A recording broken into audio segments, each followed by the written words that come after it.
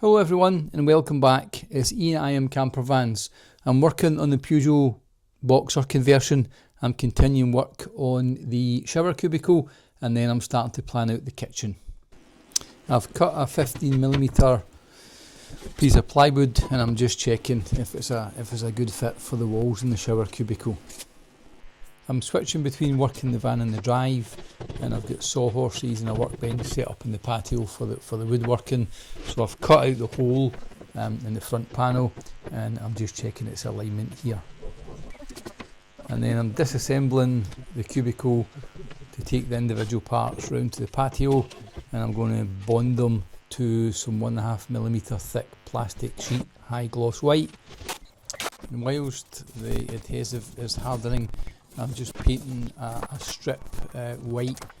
I don't think you're going to see much of this once the cubicle's in place, but you might see a little bit between the driver's seat, what was the bulkhead, and the back of the shower cubicle, so we're just playing safe.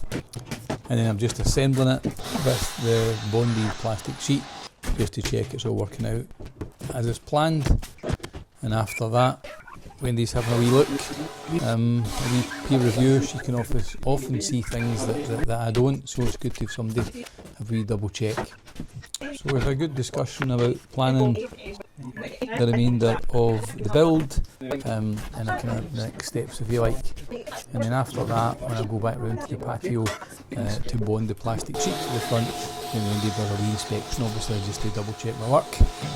I'm now applying the Evo stick to the plywood wall lining, so I'm doing it because that's the most porous part. I'm doing that last, and then I'm offering up the plastic sheet and just spreading it all out, and then moving the protective film, and then just starting to assemble the bits of the shower cubicle that have got actually the high gloss sheeting on it. Once the adhesive is hardened to the front panel, then I'll finally assemble the shower cubicle. The next step after that is to build the kitchen carcass. So I'm just actually putting the fridge in place and putting the cooker in place, just really to verify the design and the dimensions.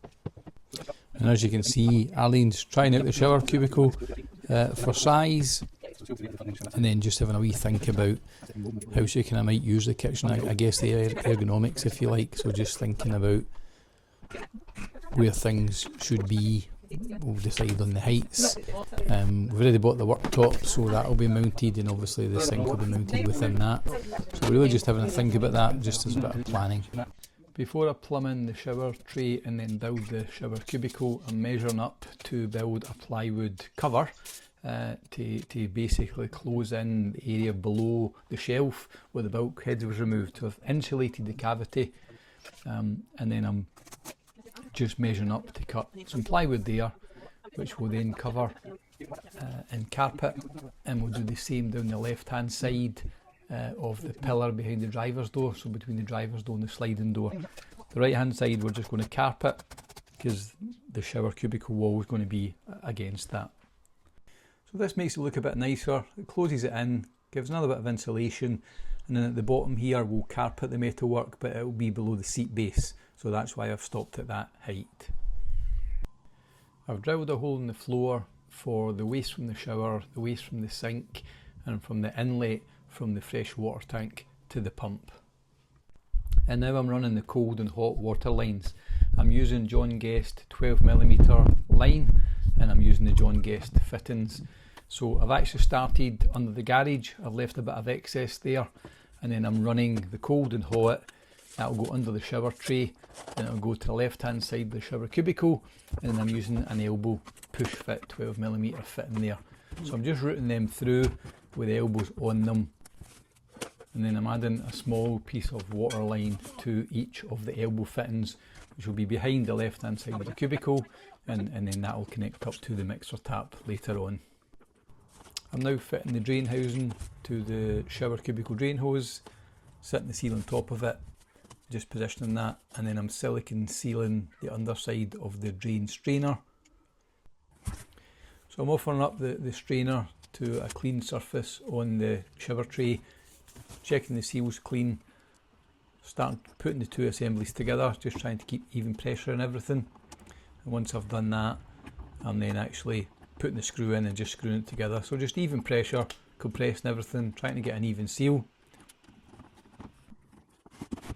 And just fine tuning the alignment of the shower tray, checking it's on its base and it's got support around it to the left hand side shower cubicle wall. Then I'm offering up the right hand wall and just repeating that process. So that's how it currently looks. I've fitted the shower mixer tap there. The front panel's ready to be mounted. Before I do that, I want to build something to box in the plumbing.